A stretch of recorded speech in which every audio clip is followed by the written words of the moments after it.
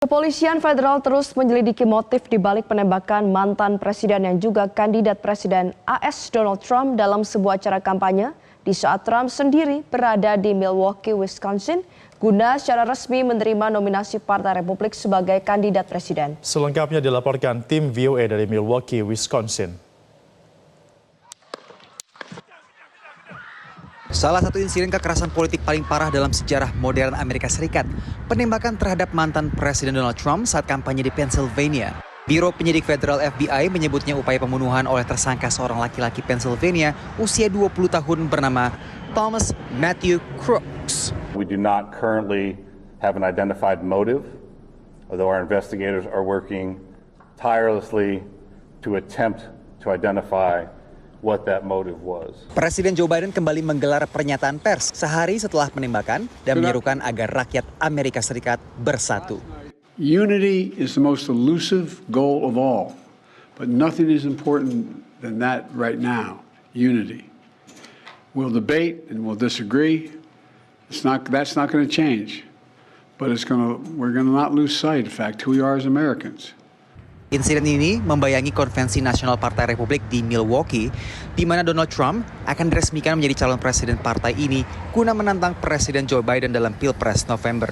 Pengamanan yang ada di belakang saya ini hanyalah satu dari sekian banyak titik yang diamankan, termasuk di sekitaran gedung Fiserv Forum dan juga di kota Milwaukee. Bukan tanpa alasan, melainkan karena akan menjadi lokasi di mana Donald Trump diumumkan sebagai calon presiden usungan Partai Republik pada hari Kamis mendatang.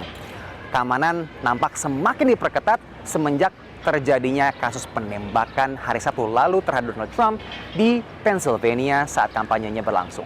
Kepada VOA, sebagian delegasi yang hadir mengaku khawatir. I expect it to be safe, but you just never know. I mean, who would have thought all the rallies and all the places that President Trump has been since he came down that escalator in 2015. Konvensi partai biasanya menjadi kesempatan untuk menyemangati masa partai jelang Pilpres. Tapi kali ini ada seruan untuk menurunkan tensi politik. Both sides are guilty of over-the-top rhetoric. Everyone needs to take a step back and ask themselves, what are you doing through how you conduct yourself and how you speak to advance stable and resilient democratic institutions. Banyak yang khawatir dampak meluas insiden penembakan di Pennsylvania. I have argued elsewhere that we are very likely to see political violence across the spectrum in this election cycle. Obviously, this is the most serious incident so far, but I don't think there's any reason to believe that this will be the last violence that we see.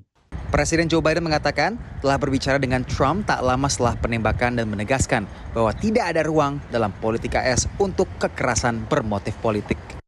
Dari Milwaukee, Wisconsin, Randy Wucaksana dan tim VOA.